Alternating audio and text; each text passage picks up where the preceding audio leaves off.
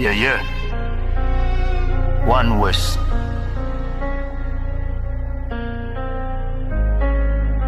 Some people live the good life. Them and them steak and mummy pot dry. But they tell me I gotta die for happy, for have it. Millions, house and cars and bike. I got the pussy them don't want see we have it. 1,000 tall up rifle. I got them want fi see na fi we on. You know give we food fi win yam.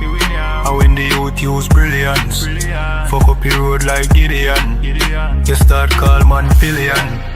The bad boy, true me say don't rush me a bad fly. And true me no got church, me no baptize. Don't tell me no heaven in that sky when some people live the good life. Them and them steak and mummy pot dry. But they tell me I gotta die for happy. No joy for the black boy. The ghetto youth them a fuck up the road and tough up the code dust. No go below. See double 9 man a shuffle the board. And if you no know then you no fi know. Matic in a waist we no go lucky mode. This one West boy get up the load. Who no know when me no shoes and me no food and no clothes. We no do the posing, we no export. Us a wait for the right time for we explode. Hustle man a hustle charge you we make do and we can't wait for the next show. Some people live the good life. Them and them steak and mummy pot dry.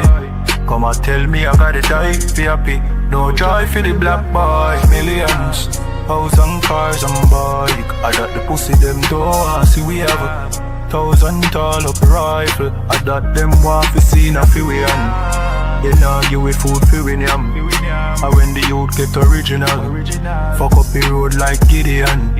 You start call man criminal. In killer them a search for them heaven on earth. Man a fi a fight with the devil from birth. Poverty a time for your Lego man shirt. Your man a fi stay blessed all when the land curse. All when the land curse. I know the GLE them want see we in a one earth. The bad boy, true me said don't rush me a bad fly. And true me no got church, me no baptize. Don't tell me no heaven in a that sky when some people live the good life. Them and them steak and mummy pot dry. But they tell me I gotta die for happy. No joy for the black boy.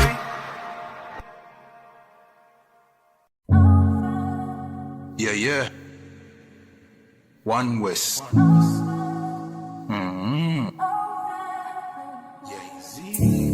I'm sorry, me need a break, I'm sorry.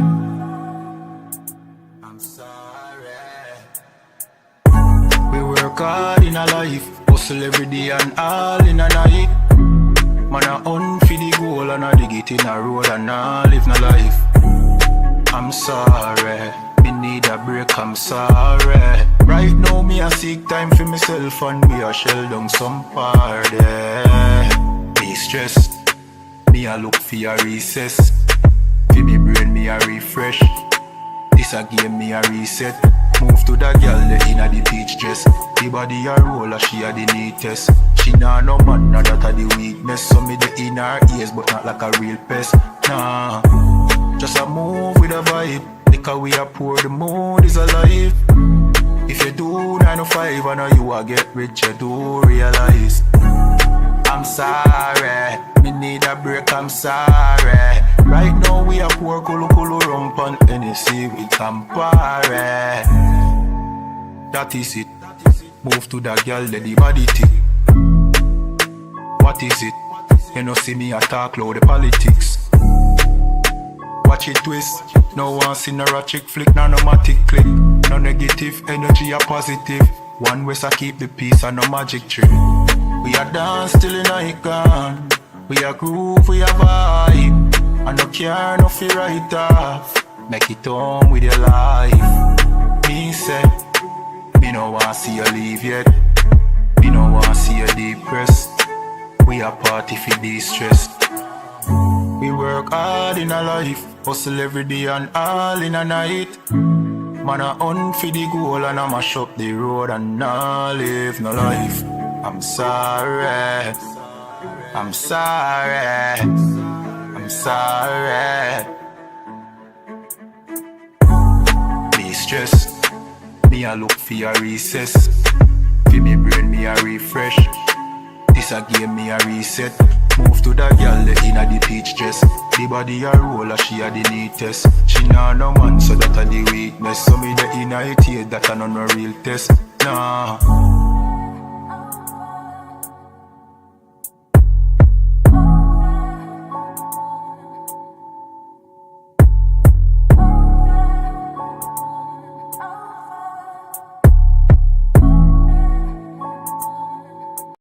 Hey, listen, brothers and sisters, man, if you like what you hear, hit the subscribe button, man. Subscribe to this channel.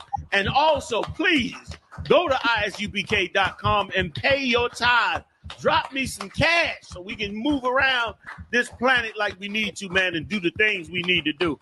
They're one west. They're one west. They're one west. They're... Hey, Shalom, Yahweh Hashem Yoshai Brakatham to all the brothers, Yahweh Shemar Alatham Hashem Yoshai to all the sisters. I'm Priest of 500 Barak Yalla with the I.S.U.P.K, which stands for the Israelite School of Universal and Practical Knowledge, started at 1 West 125th Street, Harlem, New York, under Commander YAHANNA. Salakia, you understand, since 1969, we've been teaching that so-called Blacks, Latinos, and Native American Indians are the real biblical Jews of antiquity. You understand their true culture, their identity, their language, and how to fix all the issues that is plaguing our communities throughout the reservations, the ghettos, the favelas, the barrios. You understand? And again, just like every Thursday evening, we have the Brotherhood class, where not only we learn how to love each other, how to treat one another, who to love, who to hate, because as the Bible says, there's a time to love and there's a time to hate, you know. And today's topic is that whatever our people is going through, you know, whether it's on a tribal basis, on the basis of a nation, or on an individual basis, you are not alone. Whatever our people is going through, you understand? It is important to understand that we're not alone. Why? Because that feeling that, you know, when you're going through something and then you feel like there's nobody to help, that that the world is against you, that you don't have a helping hand, for lack of better words, or whatnot, that feeling could bring up demons, where you resort to doing anything to be able to get yourself out of whatever situation you're facing right now. You understand? And in I.S.U.P.K, you're going to hear us a lot of times say brotherhood is a weapon. Salakia. You know, but brotherhood is a weapon to fight that feeling, to fight those demons. You're going to need brotherhood and sisterhood, which is synonymous to brotherhood. We're going to have to rely on each other because we are the only thing that we got, especially in these perilous times that we're in. If you're not in the truth, it's time for you to come to these classes. Listen, I am not paid. Nobody in the school is paid to teach these classes online every day. We're not paid to do that. You know, I'm not getting any dividends or whatnot, right? I could be doing something else. I just got off my slavery, which is what people call a job or work. I could be cooking, taking a nap, playing video games. We're here damn near every day to teach our people the truth. The truth today is that you are not alone, that you have brothers you can rely on. You have sisters you can rely on. You know, if you're a woman that is not married, you have your camp leader. If you're married, you have your husband. There's not one reason for you to ever give up a fight. Brotherhood is there so that you don't give up the fight. You know, and even not just spiritually, but even physically, the Lord fights for us. And throughout the Bible, we see that we have never been alone. The Most High even, as a matter of fact, I'm going to give you an example. We're going to go into Exodus real quick, chapter 4. The Most High told Moses to rely on his brother. The Moses was looking for any excuse to say, yo, I can't do the work. People are not going to believe me. I can't speak well. Well, listen, sometimes I have the same problem as Moses. I can't speak well. I can't find the proper words or whatnot. Guess what? The Most High told Moses, listen, Aaron is going to speak for you. Just tell him what to say. He's going to say it. The Most High told Moses, rely on your brother. You understand? We have nothing but each other in these perilous times that we're in right now. Brotherhood is going to be the most important thing for us. It don't matter. You can have all the money in the world. Listen, Solomon had 1,000 wives. You can have 1,000 wives right now. It don't matter. You know, it don't. You can have the best. You could be working in a political office. I don't give a damn. You're probably not slaving. You're probably the crypto king, the crypto queen. If you have no brotherhood, you have nothing. Brotherhood is more than just a weapon. Brotherhood is our weapon. It's our currency. It's a shield. You understand? Brotherhood is basically embedded in Israelite DNA. It's our culture. You understand?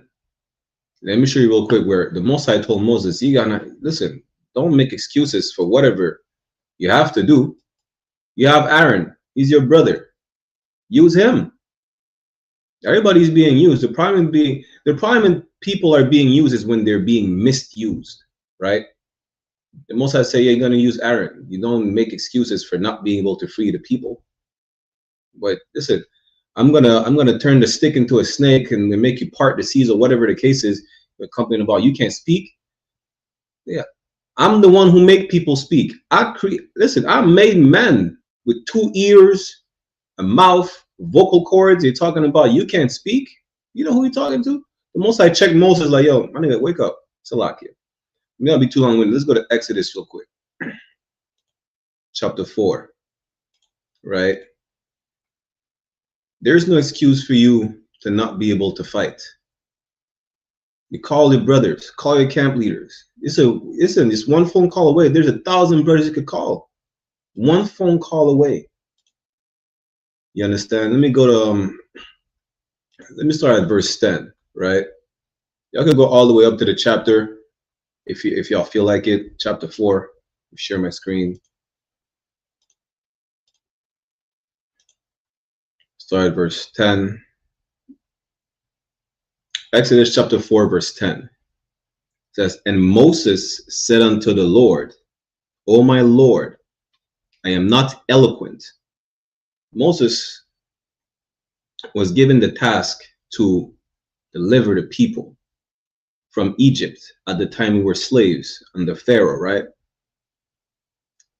Moses was giving all excuses to the Most High. Yo, listen, people are not going to listen to me. Like, what do you mean? I'm being sent by God to deliver you from your captivity. You're not going to believe me. The Lord said, Moses, here's a stick. I'm going to turn into a snake. They're going to see the power is of the Lord. No man can do what I'm going to have you do. You understand? Moses said, I bet. Then he said, well, I mean, you see that, Salakia, I'm not good at speaking. I am not eloquent. Meaning, you know, for lack of better words, you could say he's not the best speaker, right? That's really it. He said, I can't do the work. I can't speak properly. Let's keep reading. Neither heretofore, nor since thou hast spoken unto thy servant, but I am slow of speech and of a slow tongue. One said, I can't do the work because I can't speak properly. I have a speech impediment. I can't find the words, you know, regardless if I showed him a stick turning into a snake, or I could make rain frogs and whatever the case is. I can't do the work because I can't speak. They're not going to listen. They might see a miracle. Oh, a snake, a stick turned into a snake, but damn, they're not going to listen to me because I'm slow of speech, because I stutter, you know, or because, whatever speech impediment, he's slow of speech and he's of a slow tongue. So he's telling the Lord, I can't do the work. Keep reading. Verse 11. And the Lord said unto him, who hath made man's mouth? Moses is checking Moses like, yo, do you know who you're talking to? Talk about you have a speech impediment. Do you know who you're talking to? He said, who made man's mouth? Like, how are you able to speak right now? How is anyone able to speak? Or who maketh the dumb or the deaf or the seeing or the blind? Who's making all these things? Moses said basically to Moses, who is the creator? Who is able to make the blind see? The people deaf? Or for someone to gain or lose their eyesight? Who's able to do such things? Have not I the Lord? He said, am I not the one in control? Don't I run the show? Talking about you can't speak. Why are you giving me excuses? You could have, like, at best, you could have asked for the ability to be a better speaker, but you're giving excuses. You can't do the work because you can't speak. The Lord said, Moses, check yourself before you wreck yourself. You know who you're talking to. Verse 12. Now therefore go, and I will be with thy mouth. Moses, the Lord said, I will be with you. The Lord said to Moses, you are not alone. The Lord said to Moses, I got you. Listen, when the Lord is with you, there is nothing that you cannot accomplish. Regardless of what you're going through. Listen, and really, we don't have no excuses because Moses was given the task to free the people from captivity, from a horrible, violent, filthy, nasty African nation. Listen, they were doing some horrific stuff to us in Egypt. Imagine one man tasked to go against a whole empire to say, listen, let my people go.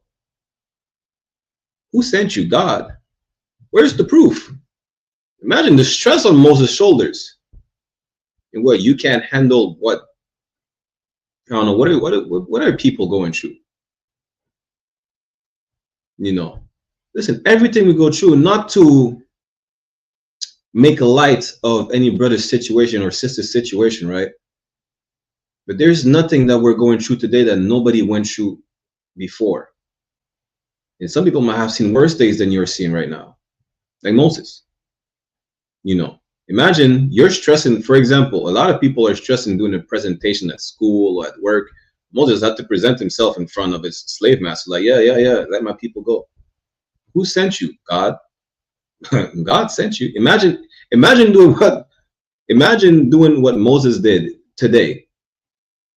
You go to Donald Trump, you're from the hood, you know, you go to Donald Trump and be like, hey, listen, stop deporting Hispanics. Why? Because I told you so. And who sent you? God. Imagine having a conversation face to face with Donald Trump or Vladimir Putin or whatever world leader today. And you're stuttering.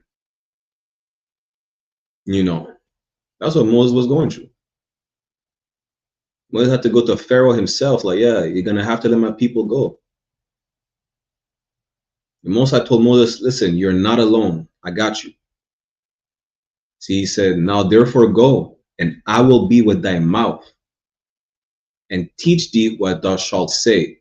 Moses did not know what to say.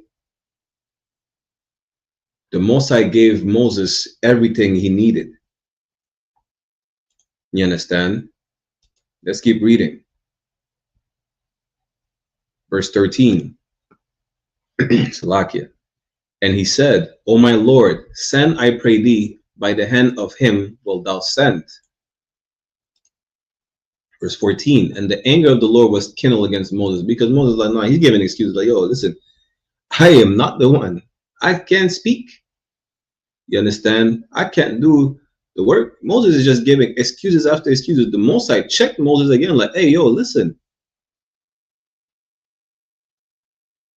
Isn't Aaron your brother? Aaron the Levite, isn't he your brother? The Most High told Moses, you're not alone, whether it's physically or spiritually. The Most High is backing up Moses, and he said, rely on your brother. The Most High told Moses, brotherhood is a weapon. That's what he said. Exodus 4:14 said, and the anger of the Lord was kindled against Moses, and he said, is not Aaron the Levite thy brother? I know that he can speak well. And also, behold, he cometh forth to meet thee. And when he seeth thee, he will be glad in his heart. Salakia. The Most High told Moses, brotherhood is a weapon. Not only I am with you, I mean, the Lord is with Moses. Then again, you're making excuses. You can't speak and you have a speech impediment, you're slow of speech or whatever. Aaron is your brother. He could speak. I tell you what to say, you tell him what to say. And that's that. Now go ahead and go through my people. You understand? Understand this. In the times that we're in right now, brotherhood is going to be crucial to have. Again, when I say brotherhood, I mean sisterhood as well. It's synonymous with each other. You know, whether it's sisters of different households, whether it's sisters that are sharing a man, because ain't nothing wrong with sharing your man. You understand? At all. But it's going to be crucial to have brotherhood in the times that we're in right now. It's going to be important for our people to know, as individuals, as different tribes, they are not alone. We stand together. We stand with the Latinos. We stand with the so-called Native Americans.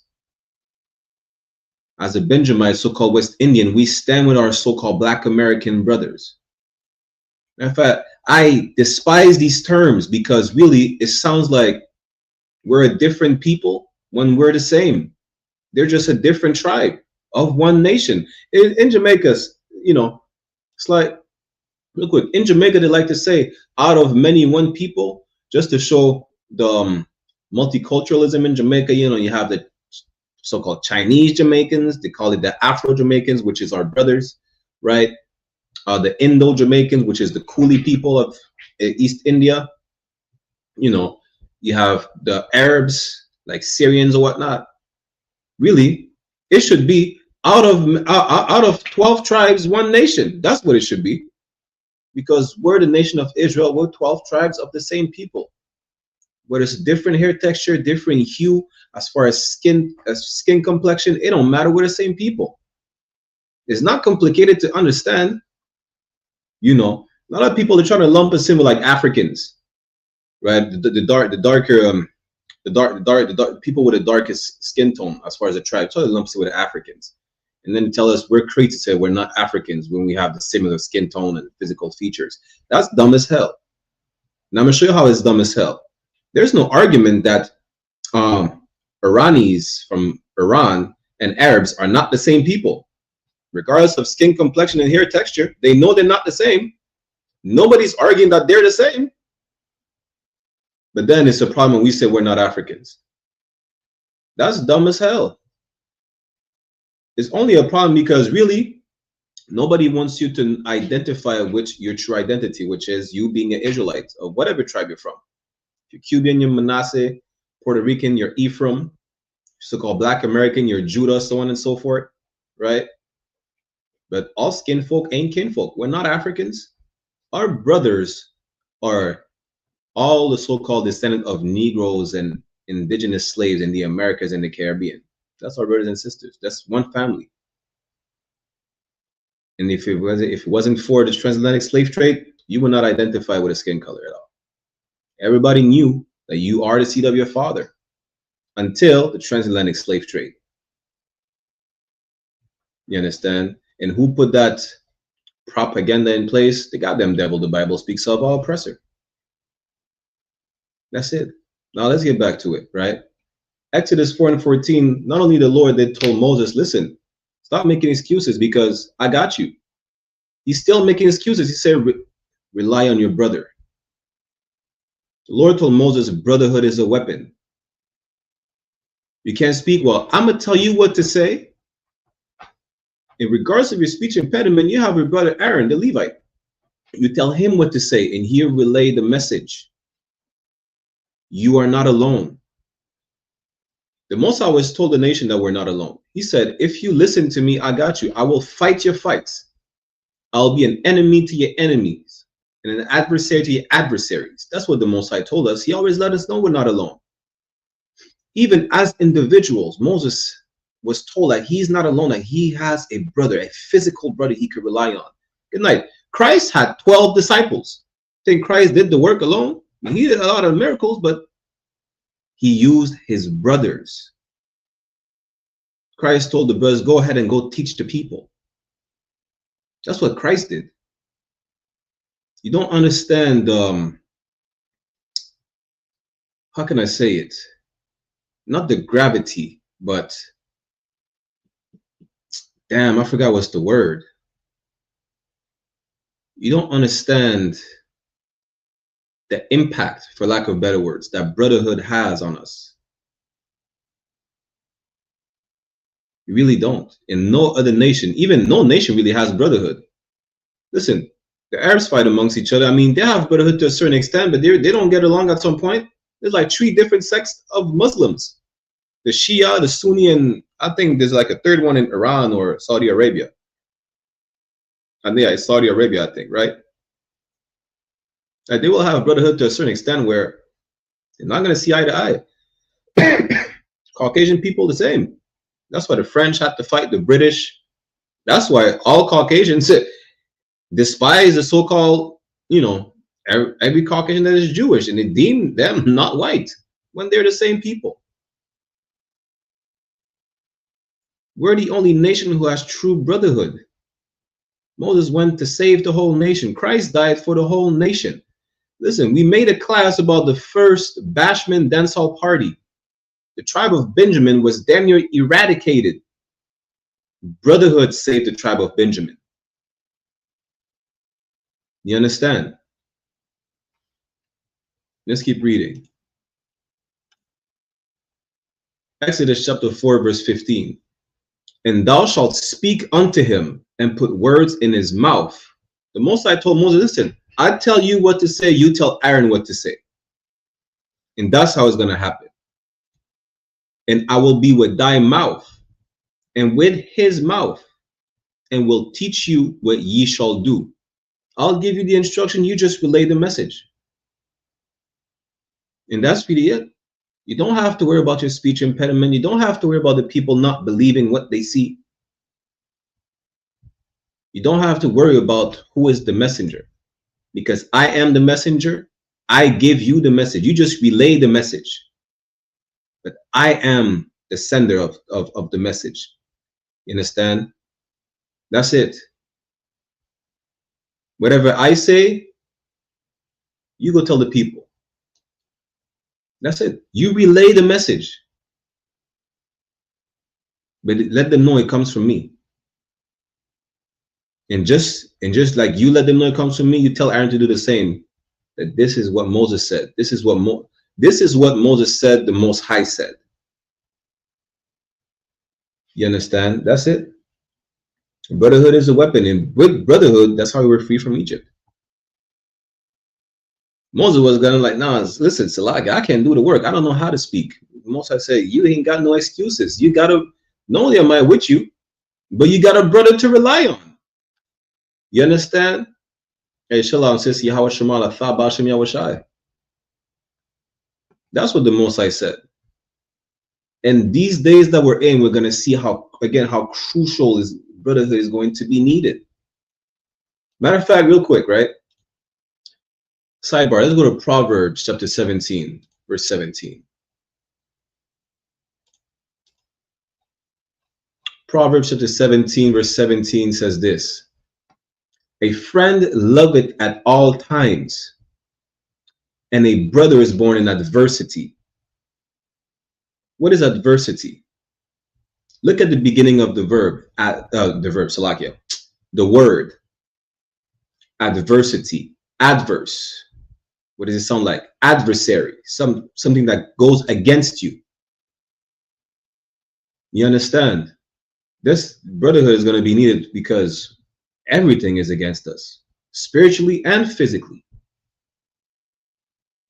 Whether it's the civil war, the race war, the world war, the spiritual warfare, the spiritual attacks on us when it comes to, you know, the rainbow propaganda that is being pushed on our children, feminizing the black men, prostituting the black woman. And when I mean black, I mean blacks, Latinos, and Native Americans. You understand? There's a whole narrative that say, well, the Native American women had multiple husbands. Some sisters in slavery, some blacks and Latinos in slavery had multiple husbands. You know, they were living a matriarchal society, and they're polyandrous, which is what it means to have multiple husbands. That's a lie. That's a lie. Listen, when it comes down to it, right, the only reason women were ruling is because they were killing off the men. There were no men around. It's not that the women were ruling or in rulership. The men were gone, enslaved, and killed. That's the real story. Now, as far as a woman having multiple men, listen, her husband died. She's gonna get another one, and that's the true story. Not the propaganda they push about women having multiple husbands and being the head of the household. That was not by nature. The men died and were enslaved. You understand? That's the truth. And there's no such thing as being two-spirited.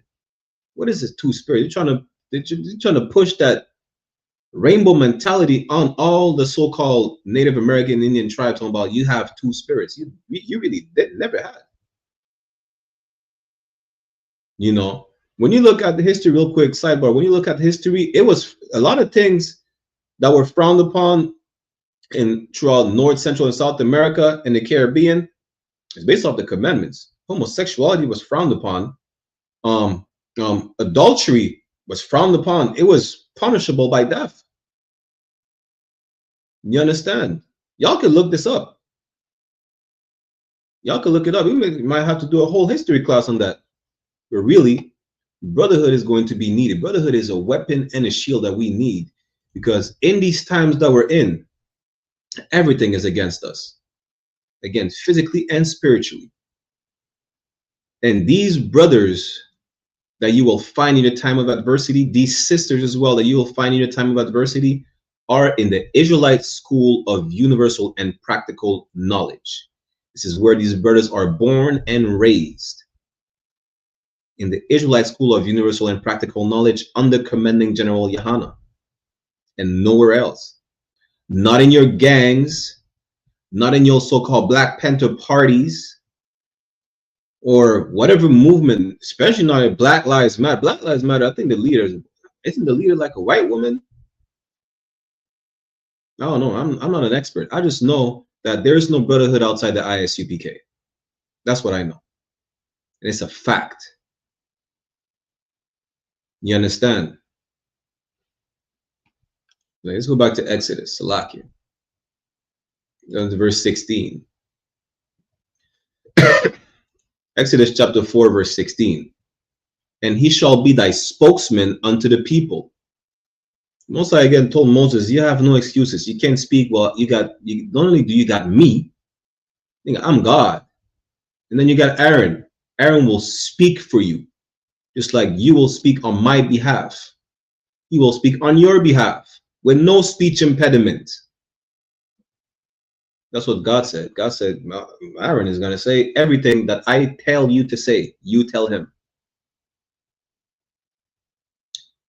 Let's keep reading. And he shall be, even he shall be to thee instead of a mouth, and thou shalt be to him instead of God. You understand? What does that mean?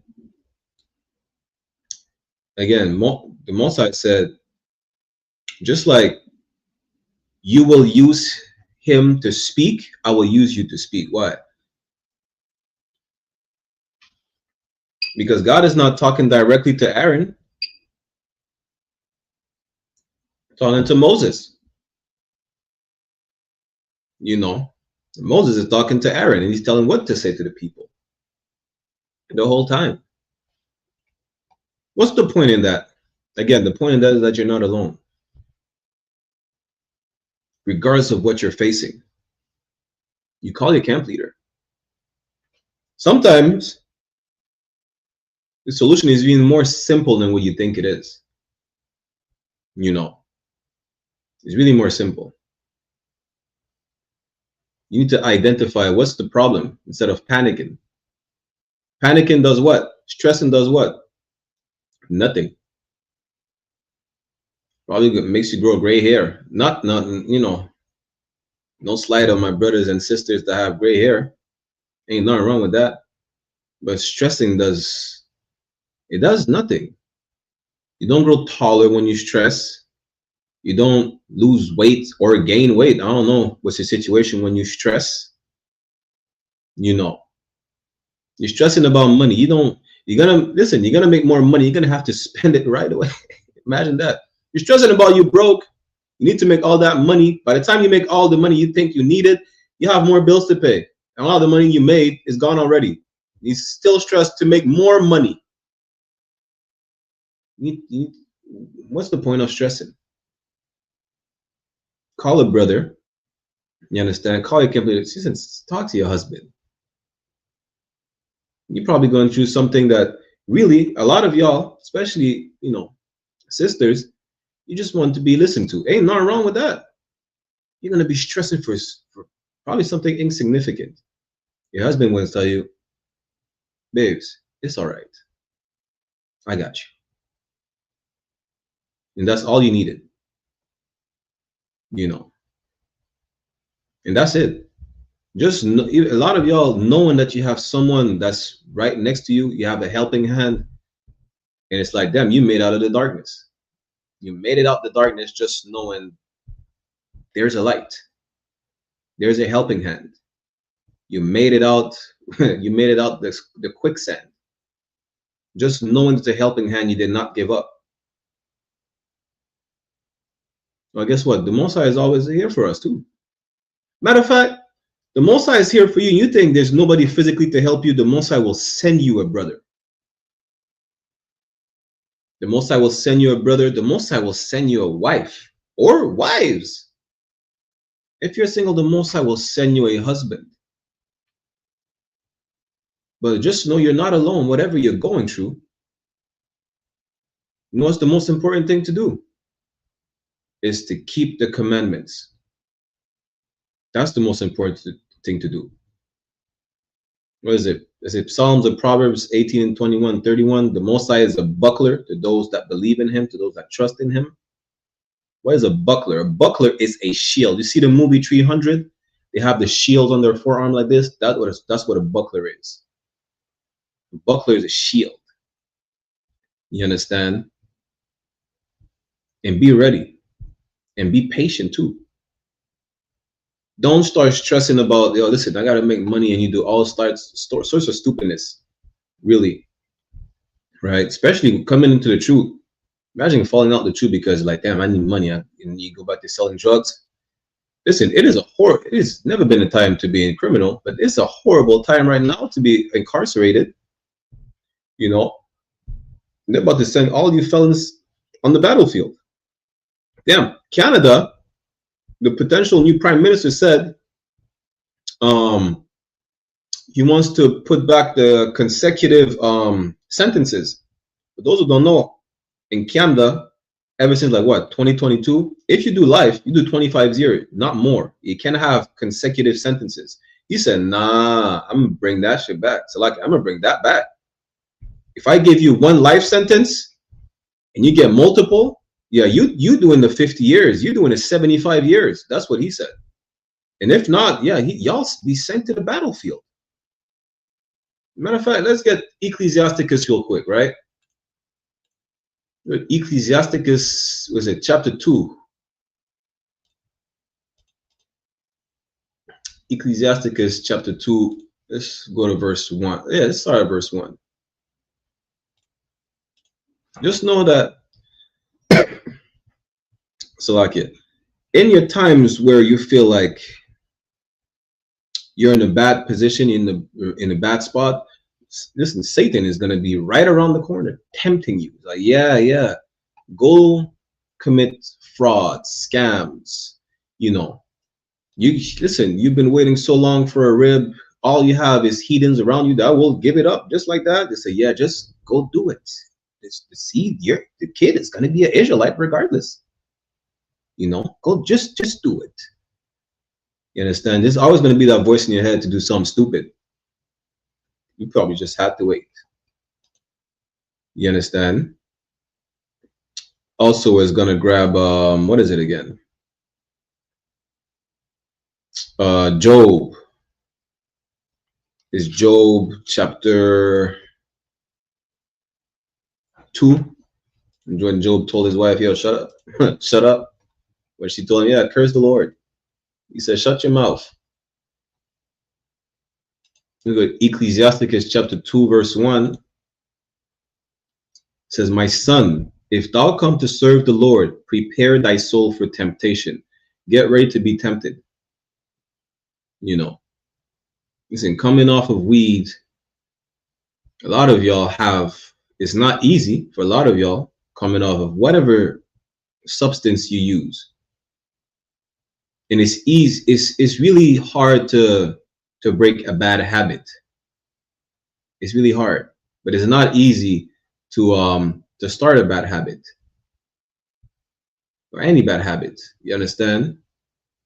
Just know that you're going to be tempted. You're going to be tempted. You're going to get that phone call, say, yo, I haven't seen you in a long time. Let's chill. You're like, all right. Now that person that called you to chill, your brother, some homie from high school, whatever the case is, they're going to smoke around you. That smell, I'm like, ooh, damn. I didn't smell that in a long time. Like, yo, you want to hit? You're like, nah, I ain't smoke no more. I changed my life around. You know? I'm a new person. I'm a new creature, like it says in the New Testament, right? There's a demon in your head. He's gonna be like, yeah, no, just go ahead. One hit will not kill you. That's that demon in your head. Prepare yourself for all sorts of temptation. You know, you stop committing crime or whatnot, right? But then you can't find a job, and then you're tempted. Why? Someone is sleeping on the bench. The wallet is coming out of their pockets. You might see a few bills coming out of that wallet. Be like, hey, yo, I'm broke right now. I can't find a job. Yo, it's just a $20 bill. It might be $5 just for now. Don't do it. Trust me, listen, you're going to be tempted in many ways. You got to be prepared for that.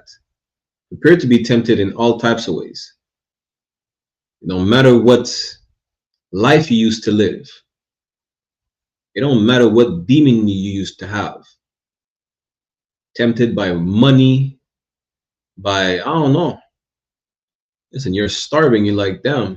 Listen, the Muslims, they starve and they allowed to eat pork. That's in the Quran.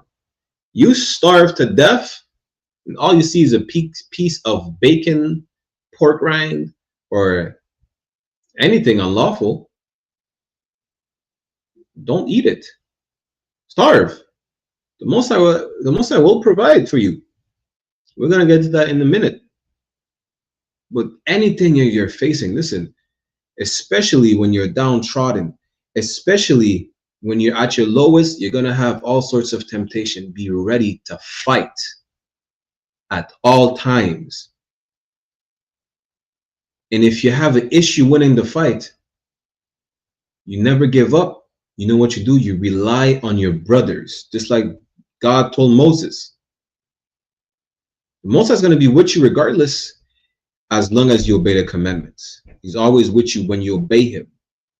And he might provide a brother. Bro, you don't even know. As opposed to you calling, you might get the random phone call from a brother and be like, well, damn, that's the only thing I needed. Like, Shalom, Yabashan Shabrakta. Most High in Christ. Are you on your way? Going to the gym? Or you need someone to teach class, you need someone to read for you? or you're just kicking it, Most High in Christ, and that's all you needed. That's it. You're gonna have to be willing to fight. You understand? Maybe verse 2. Black Ghost says, Shalom, hey, Shalom, Yahweh Hashem Yashai Brakatah. What's going on, Ak? Any questions or comments, of course, put it in the chat.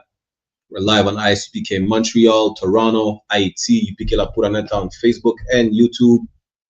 Click on the sign in and sign out links in the chat if you want to be in the school, do your 90 days and get all the benefits from being in the Israelite School of Universal and Practical Knowledge. You understand? If y'all want to contact us directly, also you can scan the QR code at the top right of the screen. Ecclesiasticus chapter 2 verse 2.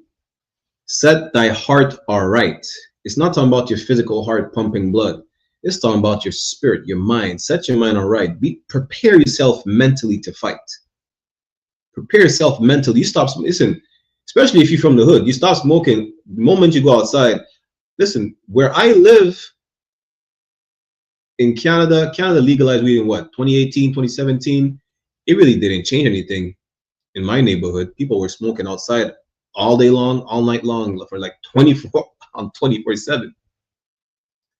The moment that you step out of my place, on my street, good night, it smells like a marijuana field. You know, just to put it in perspective. Listen, prepare yourself mentally for all sorts of, prepare yourself mentally for a fight. Just like you prepare fighters to get in the ring or in the cage mentally, you know, for the weigh-in. When they go in the mirror, they prepare themselves mentally for the fight. You prepare yourself mentally for these fights as well. Because listen, a physical fight is easier than a spiritual one. I guarantee you that. You just need to know how to fight physically. You could just train in the gym or in a boxing gym, whatnot. A demon is on a whole other level. You know, you got to prepare yourself mentally. Don't get me wrong. The physical aspect could help you as well, fight those demons. Because all you have to do is what? You feel like smoking, just do some push-ups. Just do 10. Do 10 more. And then 10 more. 10 more. It's getting boring, no sweat. Do some sit-ups. Go run. But don't give up the fight. Don't let the demons win. Again, you're not alone. One phone call, you call a camp leader. You know, that's it. Let's keep reading. Constantly endure. Why? Because the Lord is a man of war. The Lord is a man of war. We have to constantly endure. Ain't no quitting. Ain't no losing the fight. You win no matter what. There's no excuses. And make not haste in time of trouble. This is exactly what we were talking about a minute ago. Don't be quick to just act because you're stressing the hell out. Don't be quick to do that. You probably need to sit down and think for 1 second. The best thing to do is call for counsel. Call your husband. Call your camp leader. Call a brother. Good night. You might just need a nap. Good night. You understand? Salakia. Just know that whatever you're facing, you're not alone. You know? Whatever you're facing, you're not alone. Just remember that. Because you're going to isolate yourself and then you're going to be at the mercy of all the demons. You're going to isolate yourself and then you're going to realize, you're going to think to yourself, I am alone. I need to act before it's too late. You needing to act is going to be the worst thing possible because you can't even think straight. You can't. You might have some people right by you that is telling you, oh, listen, just chill out for a second. You're like, no, I can't chill out. I can't chill out. I'm too stressed. Well, goddamn. You're going to make a horrible mistake. You know, pace yourself. The best thing to do is to rely on brotherhood, to rely on sisterhood. You understand? Get your mind right and always keep fighting.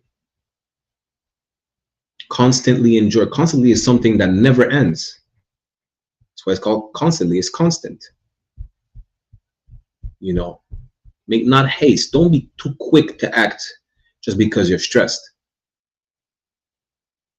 You understand? Let's keep reading. Verse 3, cleave unto him and depart not away. Means you got to stay with the Lord. You can't just start stressing and be like, yo, listen, I feel alone. I don't even feel like God is with me, really. You know, so what you going to do? You go sleep with a heathen because no sister wants to have a kid with you? The Most High will give you a child. The Most High will give you a child. What are you talking about? The Most High will find you 10 sisters. Imagine that. What's her name again? Sarah. Was it Sarah? Yeah, Sarah couldn't have kids. She got a kid at what? 90, 99 years old? She got the kid during her menopause. And at a time where women really today can't have kids, she had a youth, Isaac. She lashed like, nah, impossible. Yeah, listen, the Most High will do miracles for you. You just got to believe in him. You just got to follow him. That's all you got to do. And never let go. And you will make it out of that darkness. The Most High probably send you a helping hand physically, a brother or a sister. You know, never let go of the brotherhood. Never let go of the Most High. That thou mayest be increased at that last end. Instead of falling apart, you will make it out the darkness at last. Verse 4. Whatsoever is brought upon you, take thee cheerfully. Smile at adversity. That's what it's telling you. It's like, y'all give me 1 second, Baba Kusha.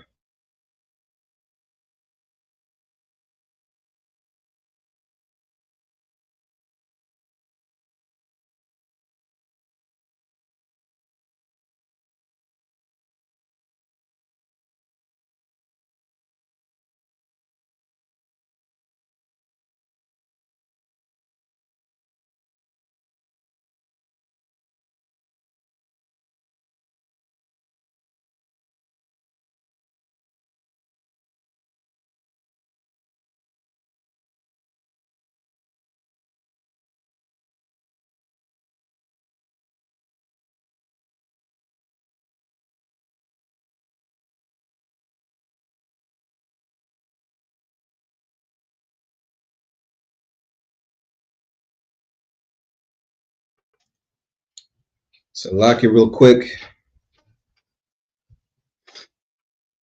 Again, we're in Ecclesiasticus chapter 2, verse 4, where it says you need to smile at adversity. You know, it's like imagine going in a fight.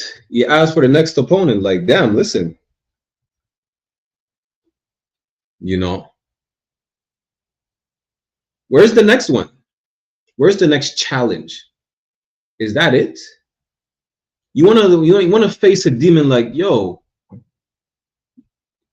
have you, okay, how can I put it? There's a show called Afro Samurai, right? In the show Afro Samurai, the #1 headband is always challenged. As a matter of fact, the #2 headband is always challenged by everyone. Just waiting for the next challenge. The #1 headband is waiting for the #2. You know, you want to look at it on both perspectives, where you're just looking for the next challenge, that you are undefeated. You're undefeated, and you're just waiting for the next demon to come. Be like, yo, listen, who's next? Make it so that demons run away from you. That's how you want to be. You want to smile at adversity and be like, yeah. Who's next? I want some more. The fight. It's constant. You endure forever. To the point where, you know what? Make demons afraid of you. Make demons avoid you. Make adversity avoid you. That's how you want to be. That's how you set your mind all right. You know how you set your mind all right? You make adversity avoid you. You make the demons avoid you. Listen, let's read it again. Ecclesiasticus 2:4 says, whatsoever is brought upon thee, take thee cheerfully. You don't sweat it. If at the moment you lose a job and you stress like, damn, this is my life is ruined. The demon's gonna be like, nah, your life is not ruined. You can just go back on the block and sell some weed. You know, as opposed to be like, yeah, you know what? I'm gonna just find another slavery. There's a 1,000 slaveries doing whatever. You know, don't stress. Your life is not over because you lose slavery. Your life is not over because, oh no, you get evicted. If you rely on Brotherhood, you wouldn't have to worry about being evicted. You call a brother like, hey, listen, I got evicted. Let me crash over. You know, and be patient with thou art changed to a low estate. What did we read earlier? Don't haste. Don't be too quick on your feet. Sometimes you have to be grounded. You're too quick and you slip up. You bust yourself. You know, how you be grounded? You be grounded by standing firm with the Most High, by following the laws, statutes, and commandments.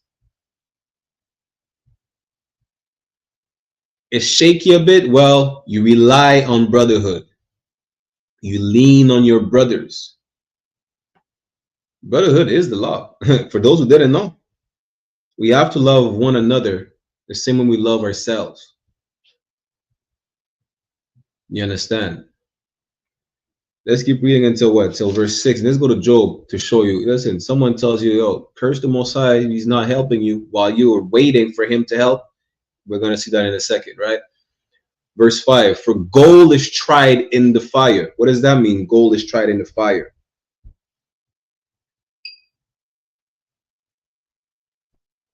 To those tuning in, what does that mean? Gold is tried in the fire. Matter of fact, where is it? Y'all might not be able to see it. Let me see.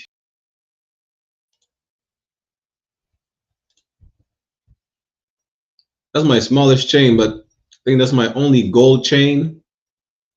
Right? Some gold from is it from Suriname? I don't know. Listen, gold from the islands or from South America, right?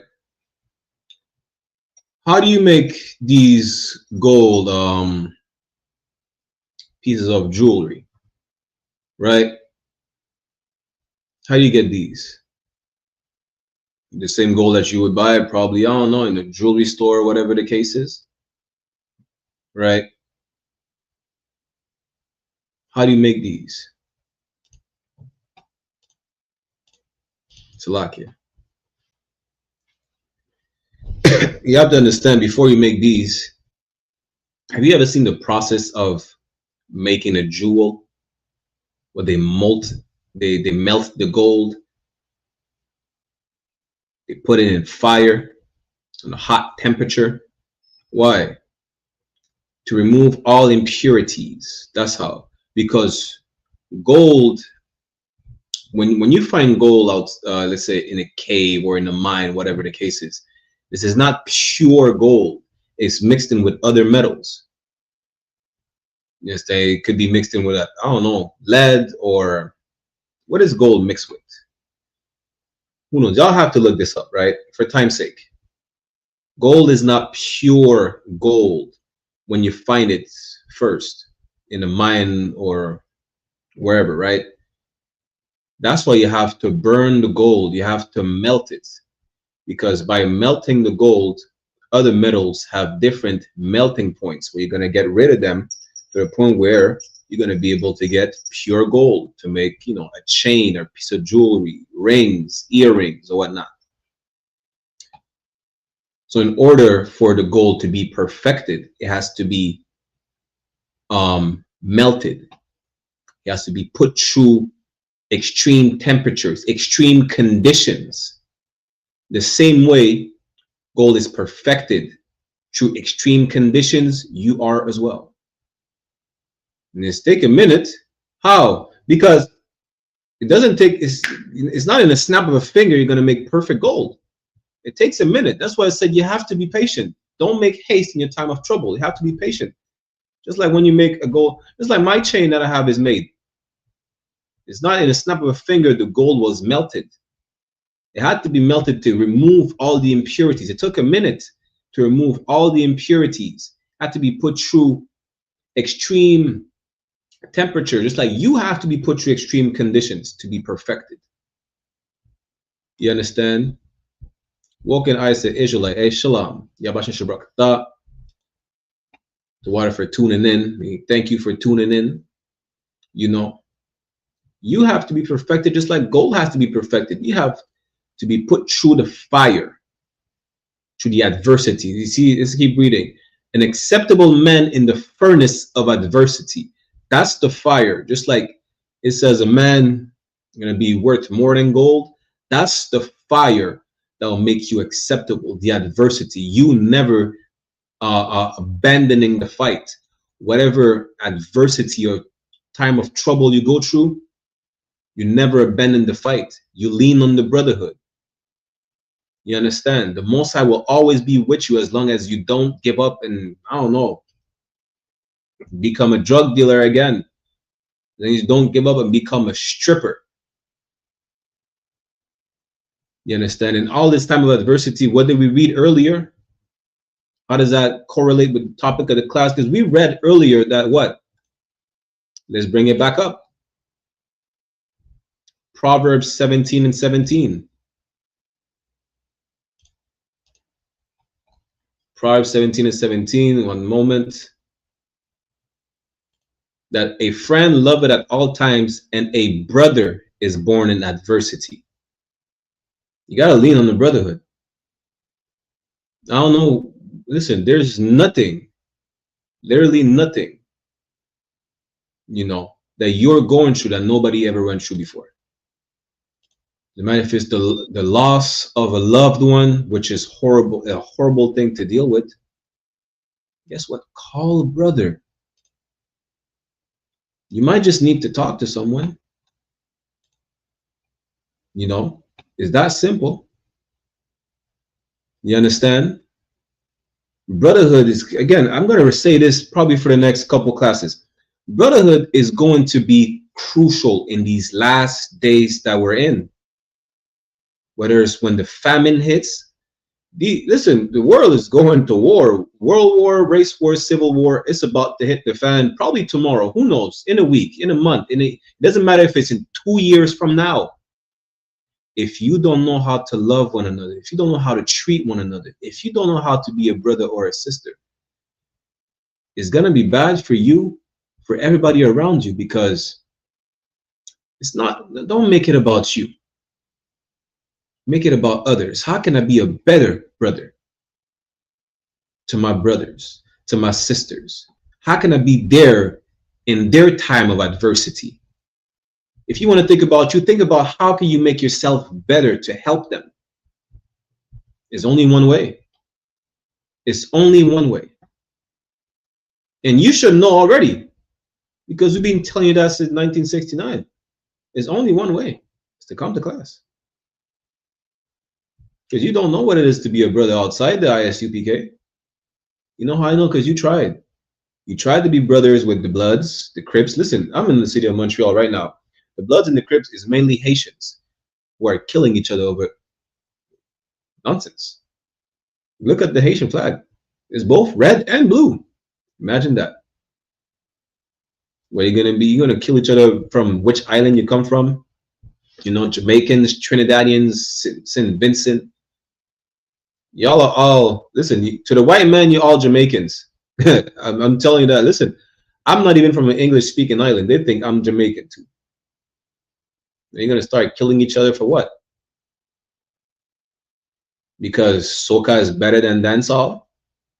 Or Trinidad is better than the new trap dancehall from Skellybang and Skang and them, or what? Y'all be surprised to know. I mean, I'm not, but y'all be surprised to know that really the white man is the reason Vibes Cartel and Movado were fighting, because he the one who created the conditions that were in for us to fight against one another.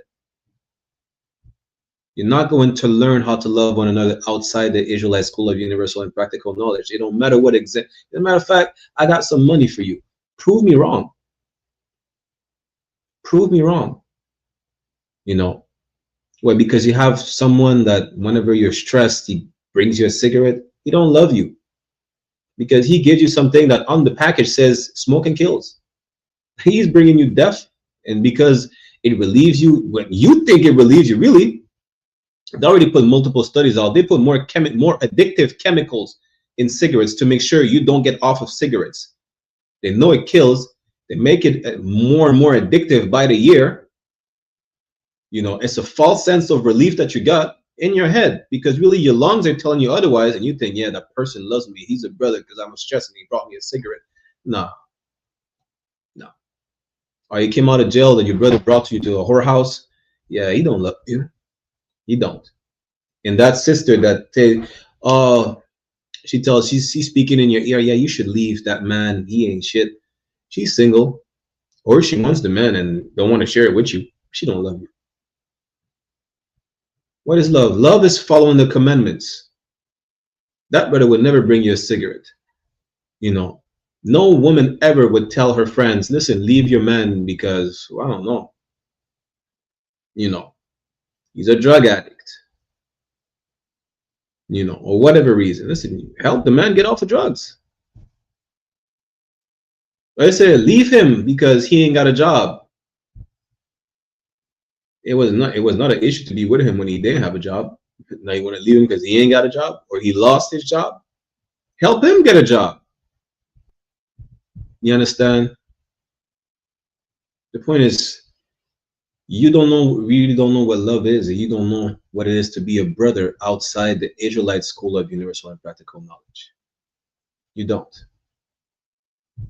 Because in your worst times, again, a brother is born in adversity.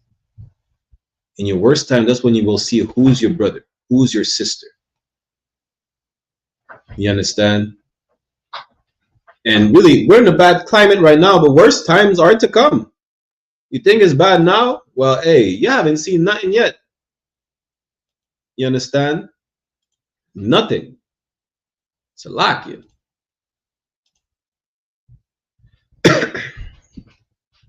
Let's go to again, I would say Job chapter 2 verse 9, right? Job chapter 2 verse 9. Job was in a bad spot and he never wavered. Satan say, yo, let me go test Job to see if he's actually gonna keep listening to you, God. Because Satan works for God. Don't listen to the church. Satan is God's adversary. You know, Satan is against God. Satan fights with God. Satan works for God.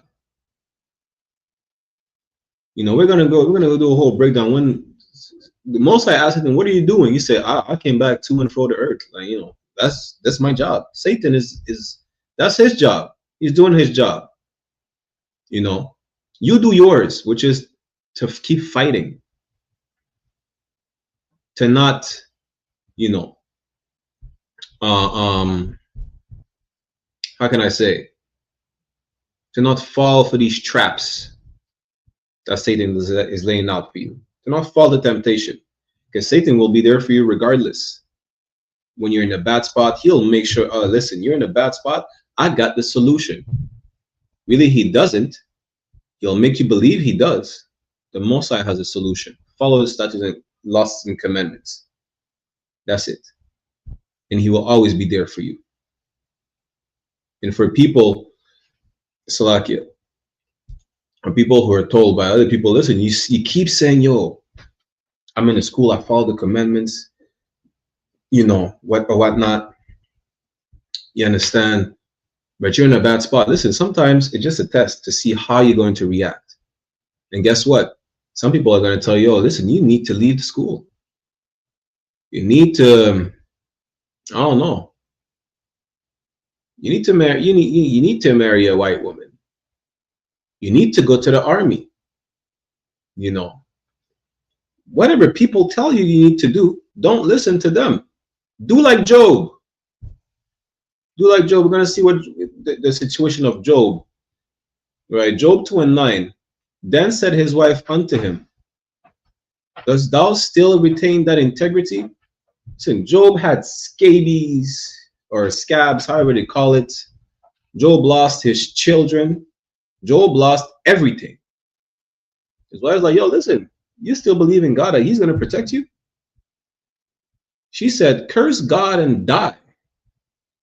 He says, leave the Most High, leave your so-called God alone. He's not there to help you. He's not helping you right now. You're miserable and he's nowhere to be seen. A lot of people are going to tell you that. Satan's going to use a lot of people like he used Job's wife, like, yeah, leave God. Let's see what Job said. Verse 10. But he said unto her, thou speakest as one of the foolish women speaketh. He said, you're dumb. He said, are you stupid? Because I have nothing to eat. The only thing I see is a swine. I'm going to kill it and eat it. Are you dumb? That's what Job told his woman. He said, shut up. You're stupid. You're an idiot. You speak like an idiot. That's what Job told his wife. He's like, well, damn.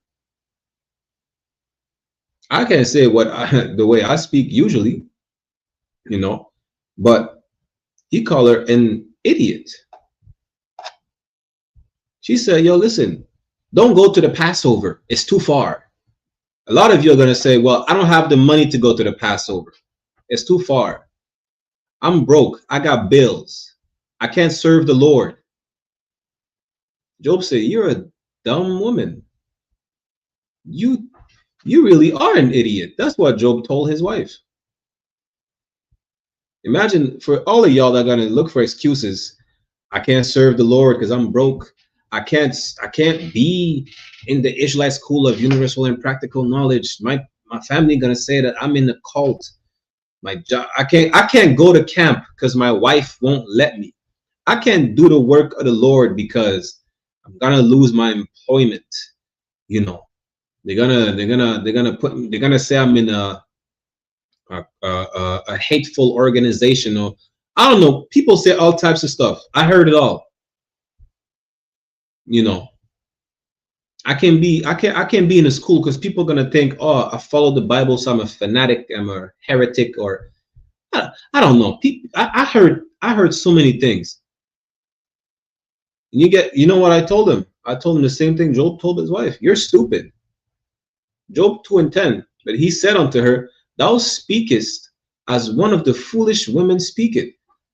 You're dumb as hell. Why? Because I can't find a job. I gotta go sell drugs again. Are you stupid? That's exactly how you gotta react when someone tells you, yeah, just give up. She told him, yeah, give up on God. Just give up. You're alone. Job was never alone. Job was never alone. Even when he lost everything. Damn, his woman is like, yeah, forget about it. You're alone. She's not even there for him. Imagine that. She said, listen, the Most High is not there. I'm not there. You're not alone. If anybody tells you, yeah, just give up, you're alone. The Lord is not with you. You have no brothers. Tell him you must be stupid. Just do the same thing Job said. Shut up. You're dumb. And that's it. And leave them alone. Because clearly these people don't love you, just like Job's women didn't love him. For you to be dumb enough to say, just give up on God. Why? Because it hasn't rained in 3 days, you're thirsty, you know. Or I don't know, whatever situation you're in. You lost a job, you can't find a job, now you're gonna go back sell drugs because your woman told you, yeah, go back and sell drugs. You're dumb. That's it. Tell that person they're dumb.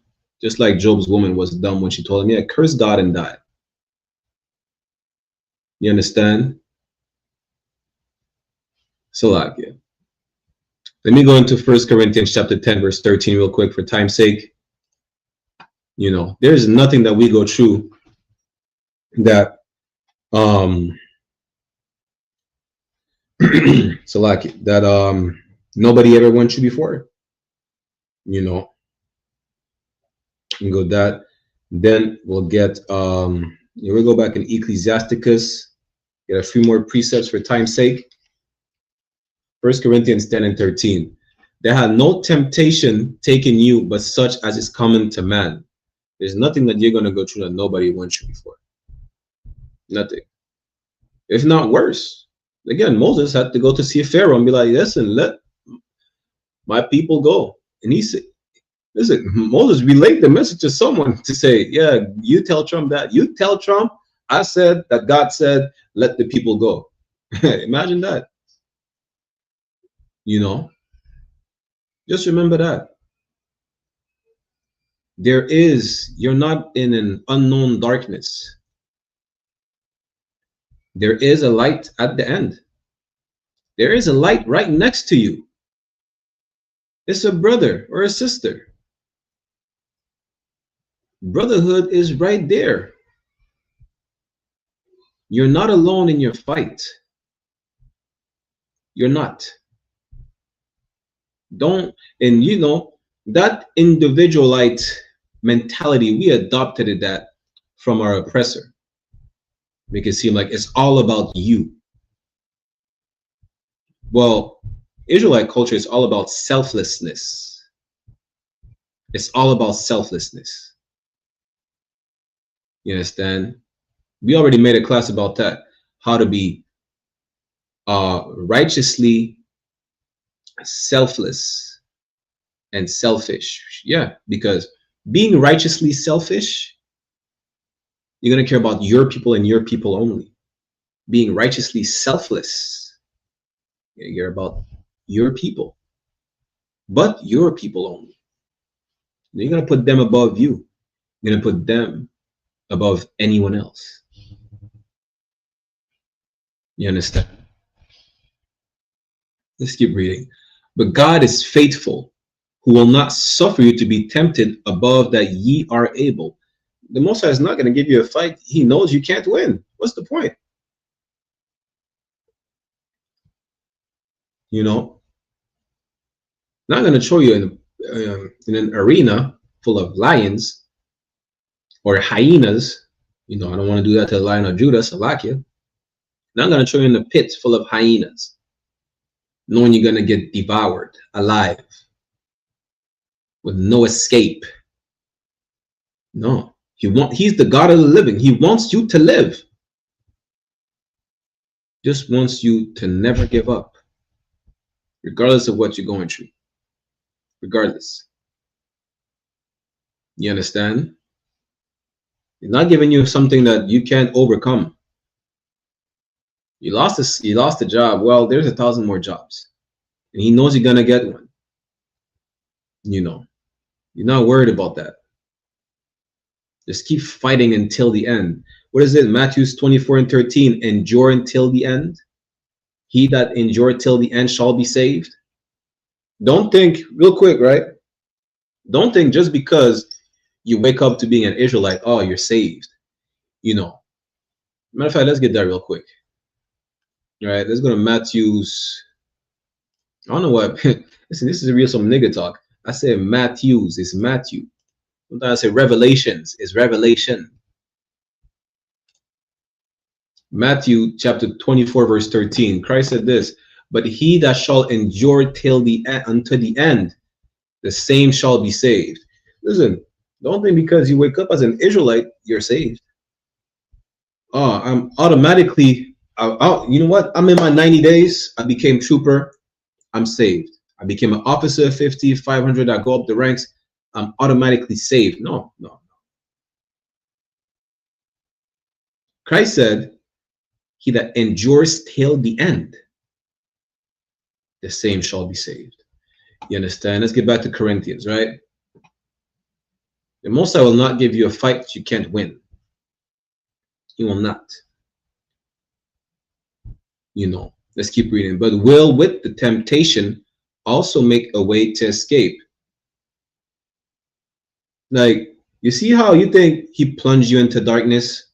He didn't plunge you into darkness with no flashlight. He didn't. Listen, the Most High will test you, you know, for lack of better words, but he'll plunge you into darkness. Well, he'll give you a flashlight and the batteries, you know, and a map to the exit. That map is the commandments. That map is the Bible. That flashlight in the darkness is your brothers. You know, that's it. He's going to give you a guide that will hold you by the hand with his flashlight as well and his map. That's the way to escape the temptation. He will never give you a problem with no solution, ever. He will never give you a problem you cannot solve, ever. So don't stress. Don't stress like it's a math test. Even then, you had the answers. You just don't study. The answers is the Bible. It's brotherhood, sisterhood. That's the answer. You're not alone. You're not alone in the fight. You know what? If you had made that one phone call, probably someone would have told you, you know what? I was in the same situation. Or they're not going to tell you, but they know they were in the same situation. And they're going to give you that. This is what to do. That's it. Just lean on your brothers. Lean on your sisters. There's nothing that nobody ever went through. Nothing. From our forefathers to all the men above us, you understand? Nothing that nobody ever went through. Let's keep reading. Let's finish the verse. That you may be able to bear it.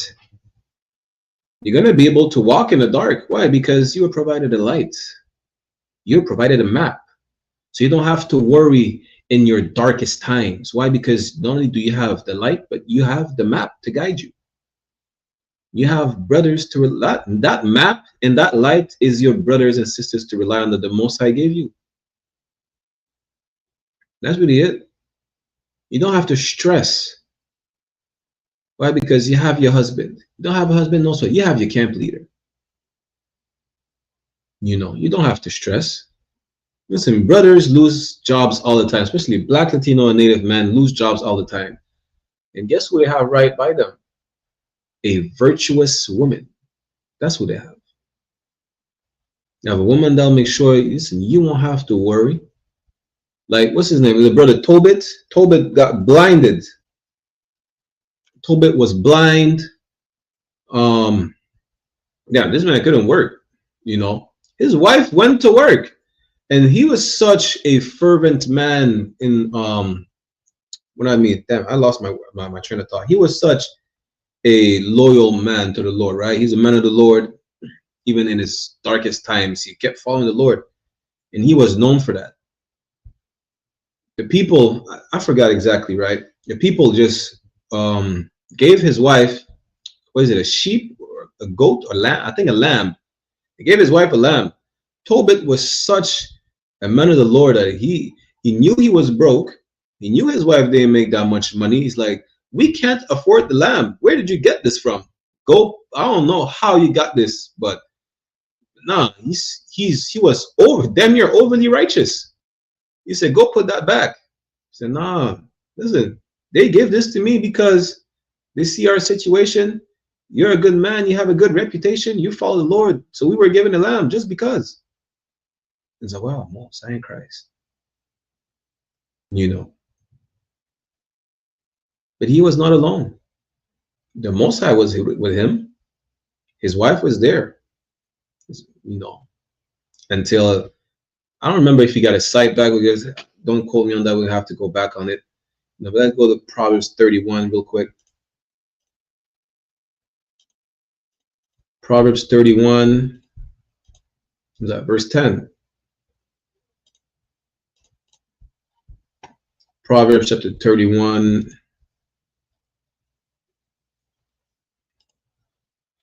Verse 10 says, who can find a virtuous woman? For her price is far above rubies. I don't know if people know, but rubies are expensive. Rubies are expensive. And who can find a virtuous woman? She's that rare. Listen, you're gonna find most of the women in the world. All these women talk about, well, not all, but you know, a vast majority talking about, well, if he ain't making such and such figures, I can't be with him. If he loses, good night. Just what's her name? Alicia Curry, Keisha Curry. What's Stephen Curry's wife name? You know, if he wasn't a ball player, she would not be with him. She don't even want to be with him, even if he's a ball player. Imagine that. Let Steph Curry lose his career and see what happens. I'm not wishing ill on the brother. I'm just saying, if he were to lose his career, you know what would happen? She's gone. That's what would happen. She'll be gone. Focus on whatever career she claims she was not able to focus on. She'd be gone. That's what would happen. You know. Salakia. Who can find a virtuous woman for a price is far above rubies? Meaning she's priceless. Is that rare to have a virtuous woman that listen, you're in your darkest time, you know what she does? Verse 11. The heart of her husband doth safely trust in her, so that he shall have no need of spoil. A lot of these sisters talking about, yo, listen, you need to go sell, get that bag. However you get the bag. Some sisters will try to push you to live a criminal lifestyle, you know, to make you believe like now that you got the money, you got the honey. No. You lose your job, she might pick up the slack until you get a new one. And even if you got a new one, she's like, yo, listen, I'm gonna put the money aside so we could buy a property or do something. You understand? But I got you. She will be right next to you. She will let you know you're not alone. I got you. Just like Tobit's wife, you know, let him know, yeah, you're not alone. I got you. And really, if you follow the commandments, listen, the Most High will be with you regardless. Matter of fact, you think you're alone, the Most High will be with you, and he will make sure you get one, if not more than one virtuous woman. That you have no need of spoil. You don't feel like you need to rob nobody. You don't feel like you need to sell drugs. Why? Because they got your back. The Most High made sure, yo, listen, here's a virtuous woman. You don't have to do nothing but do the work of the Lord. Now go in the streets and teach. Teach class every day. Go to camp. You understand? Go raise up the 12 tribes throughout the 4 corners of the earth. That's why he'll make sure you can do. You know, you don't have to worry about anything when the Most High is with you. You don't. You just have to enjoy it till the end. Never let go. Never give up. Be like Job. Someone tells you, listen, no, it's not worth it. You're gonna lose. You lost your job because you're in a cult. You know, you lost your kids because you're in the Israelite school of universal and practical knowledge. Your family don't want to see you around. They think you're crazy. Tell them, shut your mouth. You're stupid. You're an idiot. You're dunce. Just tell him the same thing Job told his wife. You speak like you don't have brain matter in between your ears. Just tell him that. Tell him that in your cranium, right? It seemed like there is a void. Just do the same thing Job told his wife. There is a void in the space between your ears. That's it. Just do that. Marvel at their stupidity. Be like, wow, I could not believe that level of stupidity was obtainable. Well, I was wrong. Just do that. Sarcasm or not, it don't matter how you say it. Just let them know, I will never give up on the Most High. Never. You understand? There is not one thing that the Most High will give me that I can't overcome. And embrace adversity, because you know adversity is just for a short time, right? You're not going to be broke forever. You're going to find a job. The bills are going to be paid. Then they're going to be gone. They're going to be back. You're going to make money. They're going to be paid. It's not forever. You understand? Listen, Solomon told you, the only thing that matters is following the Most High. No matter how rich you are, no matter how broke you are, no matter you have one woman, you have 10 women, you have one child, you have 100,000 children, to a point where you damn near make your own tribe. Who knows? You know, the point is just keep following the Lord. That's the only thing that matters. Nothing else. The Most High will always provide. Matter of fact, let's go to Ecclesiasticus real quick and then go to Matthews, right? As we said we were going to do.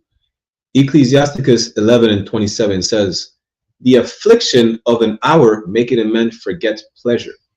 You think you got bad days and they're going to last forever?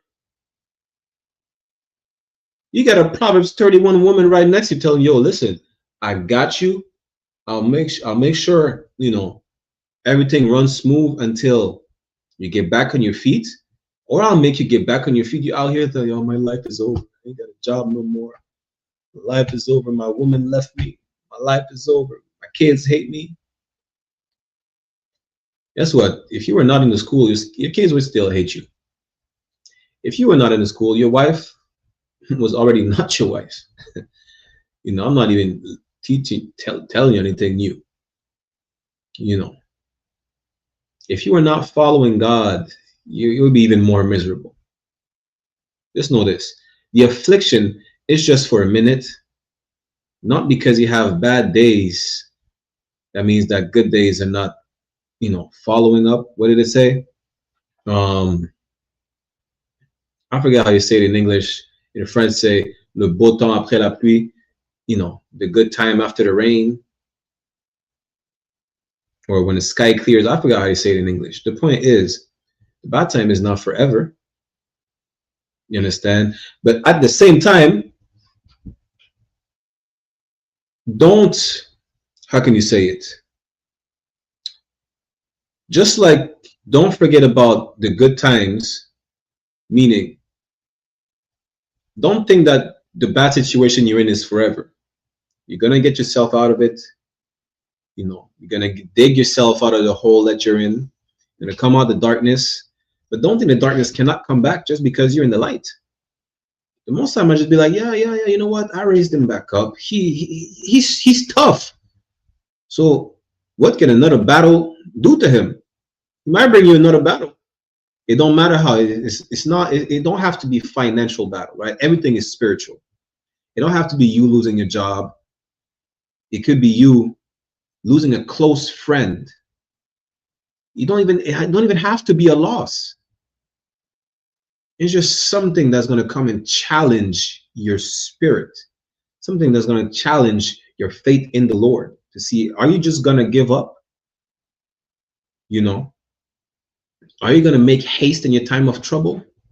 Whatever you're going to go through, something that makes you feel like you're alone, that damn, nobody else is going through this. I'm alone. I have to find a solution.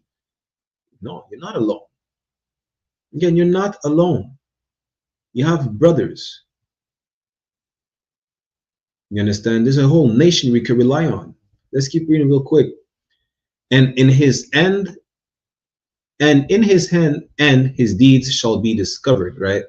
Listen, don't forget, just like you have good days, do not forget about the bad days that could come back. The same way you have bad days, the good days will come back tomorrow. Unless you start smoking cigarettes again. Now you have cancer. You make the bad days worse. You know, that's really it. You understand? So like for putting it like this, but damn, you know. Then go to Matthew chapter 6. Before we go to Matthew's, for time's sake, I'm gonna get 2-3 more verses. I'm gonna end the class. 1 Thessalonians 5, real quick. 1 Thessalonians 5 and 11. This is brotherhood right here. Wherefore comfort. How do we pronounce that stupid English word? The white man is a devil with a devil language. 1 Thessalonians 5 and 11. Wherefore comfort yourselves together and edify one another, even as also ye do. You're going to be there for one another. As a matter of fact, Psalms chapter 133 and 1 says that it is a good thing for brothers to be dwelling in unity. And we get to comfort yourselves, Salakia. Be there for one another. You're not alone. That's the point of the class. Whatever we're going through, we're always going to be there for each other. Whether it's for food, whether it's just, listen, just counsel. Just counsel. You know, call in for everything, anything, all things, even nothing at all. But be there for one another. You understand? Verse 12. And we beseech you, brethren, to know them which labor among you, even know, okay, you know how to deal with brothers because, you know, how can you say it? You're gonna know how to deal with one another. You be around someone for so long, especially, again, brotherhood and sisterhood is not just between brothers and sisters, right? Brotherhood and sisterhood is between husband and wife as well. You're with each other for so long that you know what something's wrong, how to address it, when to address it. Salakia, you know how to go about helping the other. You understand? You know, damn, you're gonna be together for life, anyways. You better know or get to know. Shit, that's like it. Damn. You understand? Know those who labor among you. Know those who are around you all the time. You know. Listen, one brother, sometime maybe you might go and he's going through something.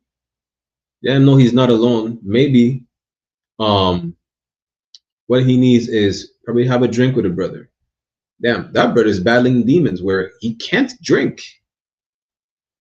Not because it's unlawful, but maybe that's one of the demons he's battling. So you're gonna have to know the brother. Well, I'm gonna deal with this brother. I'm not gonna offer him a drink. You know, the counsel I'm gonna offer him is gonna be different to just having a drink with a brother, right? Maybe I'm just gonna go out. Maybe listen. Maybe I'm gonna go take him fishing. You know, so on and so forth. It's really subjective to the person, to the brother or the sister, right? And that's the point. You understand? If you don't know, well, you're gonna get to know. You better get to know. Don't just be ignorant that. Yeah, I don't want to give a damn. Don't be like, I don't want to give a damn about nobody. That's unbrotherly. Our culture is selflessness. You know, nobody is alone. You understand? Let's go to real quick for time's sake. Matthew 26. 26. Matthew chapter 6, verse about to end the class. Click on the sign in and sign out link in the chat, Babu Shop. If y'all want to be in the school, do your 90 days, get your Hebrew name and the benefits that comes with being in the I.S.U.P.K, the Israelite School of Universal and Practical Knowledge. Right. Let me get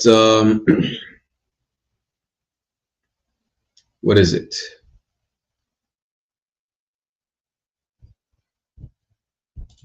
Matthew chapter chapter 6, verse 27, which I brought up earlier. This is what's going to happen if you stress, right? Because you're in a tough situation, you think you're alone, you're stressing, and you're sweating bullets that you're losing like 10 pounds a minute. Which of you, by taking thought, can add 1 cubit unto his stature? You're gonna stress. It don't matter how much you stress. You're not gonna grow taller. Your problems are not gonna go away. That's the point. You know. You think you can win the fight. You're stressing how to win the fight, or whatever the case is. You know, it don't matter. It's not gonna do anything. It's not gonna help you. You're gonna lose like what, 10 pounds a minute. You're gonna end up skin and bones, nothing but stress. Out of sweating, just stress out. That's all that's gonna happen is nothing. You're not gonna fix anything by stressing out. You know, the Lord knows what you need. The Lord knows. Let's jump down to verse 32. For all these things do the Gentiles seek. All these things, we already ran through the chapter. Probably going to do another class about that. We already did a previous class, right? All these things are irrelevant. Solomon talked about this. You can have as much food as you want. You can have, you know, you can ask for anything or want anything. The Lord knows what you need. You need food. He makes sure the birds eat. The birds don't do nothing but be birds. They do what they're supposed to do. The lily, which is the Most High favorite flower, do nothing but look good. The Most High makes sure the lily is watered by the rain. It gets the sun it needs to grow. You know, that's photosynthesis, right? And it gets the insects to pollinate the flowers and spread the pollen, so there's more lilies growing. The Most High is taking care of everything He's supposed to take care of, and everything is just doing what they're supposed to do. What are you supposed to do? Solomon said, all you need to do is follow the commandments. And God told you this: for your heavenly Father knoweth that ye have need of all these things. The Most High knows you need shelter. He knows you need food. He knows you need a drink. He knows what you need. He knows you might need a rib or two, if not 5 or 10. He knows, you know, you need brothers in your zone. The Most High knows. The Most High is not ignorant. He provides. That's when you say God provides us. Matthew chapter 6, verse 24 on down to the last verse, to let you know that you can't serve God in money. You're gonna serve money. You're gonna serve one or the other, not the two. And whatever you think that you need, that you want, that you're asking for, God knows exactly what you need, and He will provide it. All He asks you to do is just to obey. Verse 33. Matthew chapter 6, verse 33. But seek ye first the kingdom of God and His righteousness. How you're righteous is by following the law, statutes, and commandments. That's how. How to not be left alone? By following the law, statutes, and commandments. That's how. And all these things shall be added unto you. That's it. All these things that you need will be given. Don't have to worry about it. You're gonna stress about things that are irrelevant to stress about. Maybe in the moment, like, yo, damn, you know what? Sit down, think for a second. You're gonna realize, what am I stressing about? I got this. I got this. A lot of y'all are stressing about something so stupid, so irrelevant. Not to make light of what you're stressing of, but when you really sit down and you think of it, you're like, well, damn, I was really stressing for no goddamn reason. Really, it's just Satan in your head. They're like, yeah, do this and do that. You're never gonna make it. She will leave you, or what not. You know, like, yo, again, I can't tell her I have another wife. She will leave me. Just tell her you have another wife. She probably don't even give a damn. She probably wants you to have 3 more. You know, The point is, don't stress. The Most High know exactly what you need. All you need to do is just follow the commandments. Everything will fall into place. That's really it. Go to verse 34. Matthew chapter 6, verse 34. Take therefore no thought for tomorrow. Yeah. See, that's the problem. A lot of y'all say, "Oh, listen, I don't know how to pay my bills next week or whatnot," you know, or some dumb thing. What people think about, you know. The point is, you have enough for today. That's the point of this verse right here. You have enough for today to stress about what's going to happen 2 months from now. Take therefore no thought for the morrow shall take thought for the things of itself. Sufficient unto the day is the evil thereof. You have enough stress for today to start thinking about tomorrow. Listen, you know what you need to stress about? Stress about coming to class. Don't stress about paying your bills in the month. You're going to stress about paying your bills in a month. You're going to make the money pay your bills if you make it. Lord allow you to. Then you're going to have more bills to pay. You're going to start stressing again the next day because you realize you have more bills. Everybody has bills. You need to focus on coming to class. That's what you stress on. How can I come to class? It will tell you how. You can't come to class physically. Well, there's classes online all the time. That's it. Stress about how to make it to the kingdom. Stress about that. And we'll tell you, you don't have to stress. You just have to come to class. Like, you're going to understand that we make things more complicated than they really are. At the end, again, let me bring that last verse, right? To show you that this is really the only thing that matters, like I repeated multiple times, time after time, class after class, right? Ecclesiastes 12 and 13, and then we're going to end the class right here. Let us hear the conclusion of the whole matter. This is what you need to stress about. Fear God and keep his commandments, for this is the whole duty of man. Nothing else matters. You're going to stress about the dumbest things in life and still eat pork. You're going to stress about the dumbest things in life, talking about, I need to go to the gym. I need to run more and smoke cigarettes every day. How about you stress about stop smoking cigarettes? Come to class. That's what you need to do. And that's the only thing that matters. You understand? To fear God, which is to follow the commandments. This is the only thing that we have to do. This is our duty. And by doing that, the Most High will show you really not alone in your fight. You're really not. You're not alone in your fight. The Most High will be there to help you fight your fight. He will provide brothers to help you fight your fight. You know, sisters, you will get a man. The Most High will bring you that husband. Brothers, the Most High will bring you that wife or those wives. The only thing that matters is don't stress about dumb shit. So like, don't stress about stupid things. Just fear God and follow the commandments. Nothing else matters. The Most High knows what you need. He will provide it.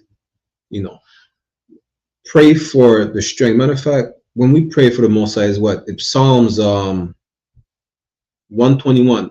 The whole Psalms 121, the Most High says he protects you. You know, God is thy shade upon thy right hand. Yeah, I forgot to go over that. I'm probably going to bring it out next class, right? From whence cometh my help? From Yahweh. Our prayer, Psalms 121, lets you know the Most High will be there to help you. Just like he was there to help Moses. And he told Moses, lean on your brother.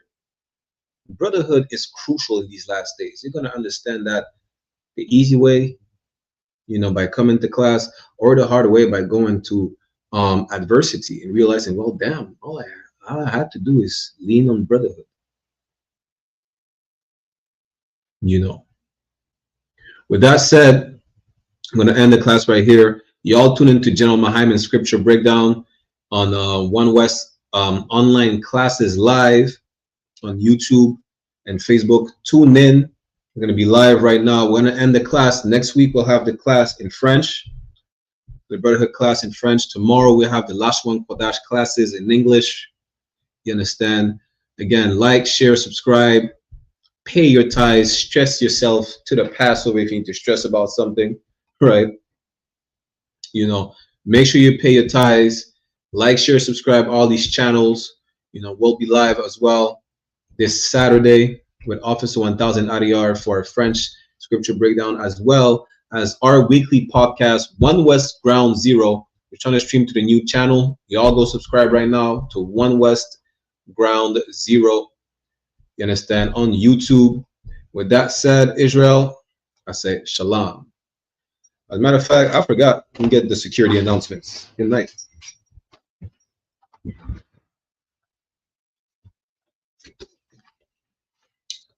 The I.S.U.P.K security announcements. We are the I.S.U.P.K started at 1 West 125th Street, Harlem, New York. Rule for new brother and sister. When a new brother or sister comes into the school, they're off limits for 6 months. They are to be saluted only. They're here to shed themselves of the world. If they need transportation, a teacher will arrange it. After 6 months, if a brother or sister has an interest in a particular person, he or she must get permission from the head to speak to a brother or sister. There is another 6 months in which the brother and sister will court each other. After this 6-month period, the brother and sister will get permission from the head to marry. Tithes, which is a commandment. Numbers chapter 18 verse 21 and Malachi chapter 3 verse 8 to 10 means tenth in the Hebrew ma'ashra. 10% of every penny of any increase the Lord gives you. Give to the treasury department or teacher. Priest fund, free will offering for priests, not mandatory, whatsoever amount you'd like. Upcoming holy convocation. We just closed the Feast of Tabernacles. The next holy convocation will be the Feast of Dedication, which is Hanukkah, the 25th day of the 9th month by the space of 8 days, which falls on Sunday, December the 14th, for 8 days. You can read more about it in the book of 1 Maccabees chapter 4, verse 52 to 61.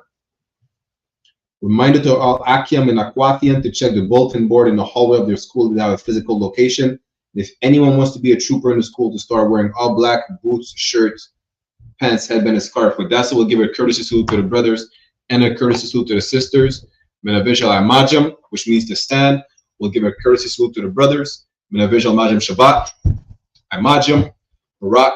Yahweh Bahashem Yahweh Shai Brakatham. Meaning Yahweh in the name of Yahweh Shai. Bless y'all. Yad Yamata, which means hands down. Sar, which means to turn. Turn their face to sisters. We'll give them a courtesy salute as well. Menavishal Amajam Shabbat. Amajam. Barak. Yahweh Shamar Alatan Bahashem Yahweh Shai. In Yahweh, watch over y'all in the name of Yahweh Shai. Yajamata, class dismissed.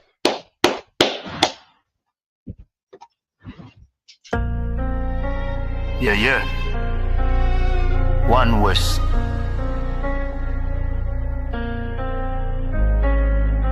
Some people live the good life. Them and them steak and mummy pot dry. But they tell me I gotta die for happy, for have it. Millions, house and cars and bike. I got the pussy them don't want see we have a 1,000 tall up rifle. I got them want to see na fi we on. You know give we food fi we yam. And when the youth use brilliance, fuck up the road like Gideon. You start call man pillion. The bad boy, true me say don't rush me, a bad fly. And true me no got church, me no baptize. Don't tell me no heaven in a that sky with. Some people live the good life. Them and them steak and mummy pot dry. But they tell me I gotta die for happy. No joy for the black boy. The ghetto youth, them a fuck up the road and tough up the code dust, no go below. See double 9 man a shuffle the board. And if you no know then, you no fi know. Matic in a waist, we no go lucky mode. This one West boy, get up your load. Who no know when, me no shoes and me no food and no clothes. We no do the posing, we no export. Us a wait for the right time for we explode. Hustle man a hustle charge, you we make do. And we can't wait for the next show.